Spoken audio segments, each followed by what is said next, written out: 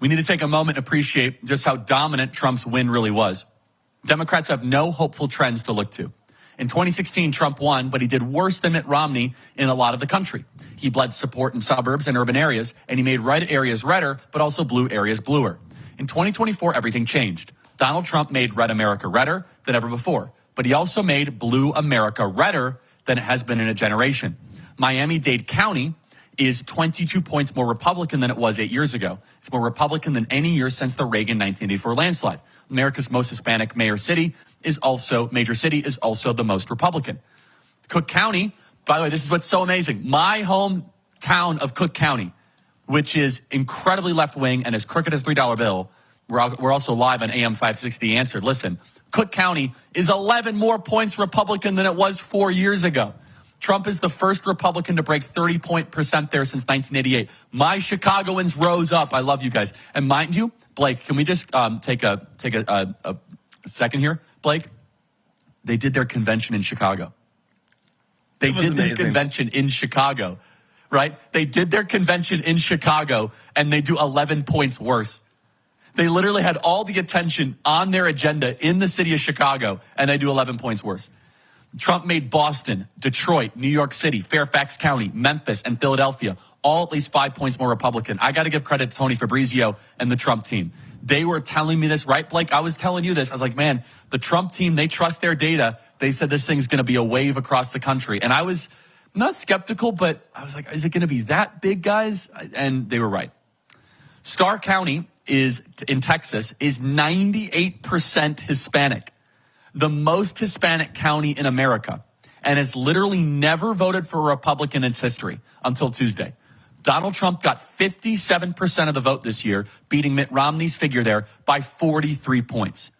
Anson County, North Carolina, is 45% black and has only voted Republican once in 1972. But Donald Trump just flipped it red with room to spare. He won it by 3 points, the same amount he won all of North Carolina by. Exit polls in Texas show that Trump didn't just win the white vote, he won outright majorities of both Hispanic and Asians. Exit polls show that Donald Trump won American Indians nationwide. God bless them. The entire country has revolted against the Democrat Party and their vision for America. Do we have the cut here that we sent? I don't know if we have that yet. And here's the media mocked us this entire time. They were setting Charlie Kirk, Turning Point Action, and Elon Musk up for failure. But we trusted our data and we trusted our work. We were registering voters, we were chasing ballots, and Van Jones realizes it. Play cut 329. And here's how we got beat. We got beat because the Republicans and the conservatives built a different media system that had to do with online, had to do with podcasts, had to do with streaming platforms, and they were spending their money there.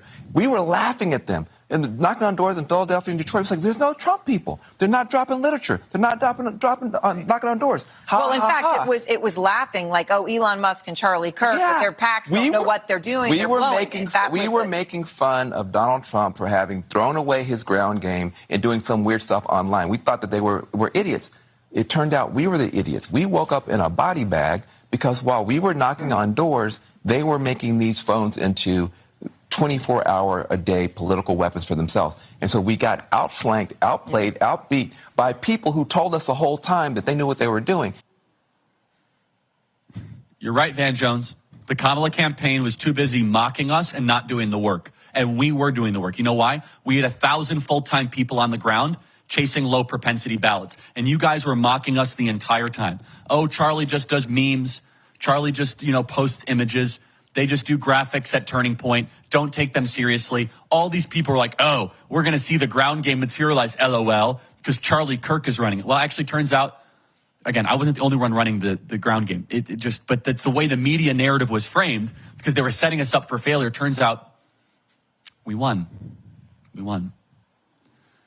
Email us freedom@charliekirk.com. The work that we did to turn Trump supporters into voters, alongside James Blair and the Trump campaign and Chris Buzzkirk and many other people, there's a small group of us, ended up being the most successful get out the vote turnout operation in modern political Republican history.